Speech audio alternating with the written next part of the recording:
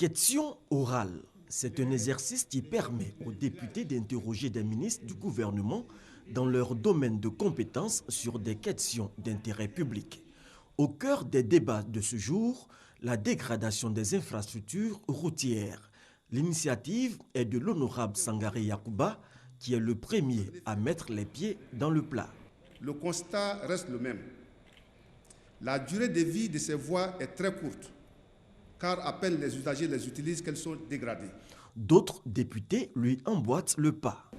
Plutôt que de s'atteler à la réparation des routes dès l'apparition des nids de poules, les structures en charge de la gestion des routes attendent qu'elles se dégradent complètement, comme c'est le cas dans la commune de Koumassi, où la population éprouve d'énormes difficultés pour se rendre au travail. Le ministre Patrick Achi l'admet, le mal des routes ivoiriennes est profond. La quasi-totalité des routes que vous connaissez ici, que nous connaissons tous, elles n'ont pas été construites dans les 20 dernières années.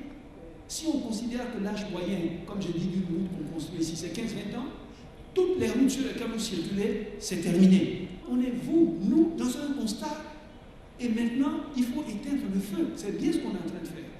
Éteindre le feu en colmatant les brèches. Toutefois, le ministre Patrick Achi rassure, le gouvernement est à la tâche depuis 2011 pour remettre le réseau routier ivoirien à niveau.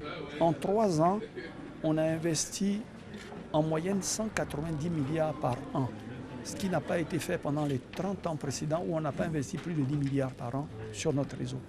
Ça a permis à ce réseau d'être maintenu. Nous sommes encore en train de chercher des ressources pour faire des traitements curatifs, quand on a fait pour l'instant à certains endroits des traitements palliatifs.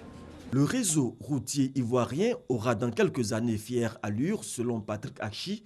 Toutefois, il relève que d'ici là, les questions liées à l'assainissement et au drainage des eaux de ruissellement, véritables ennemis de la route, doivent être réglées.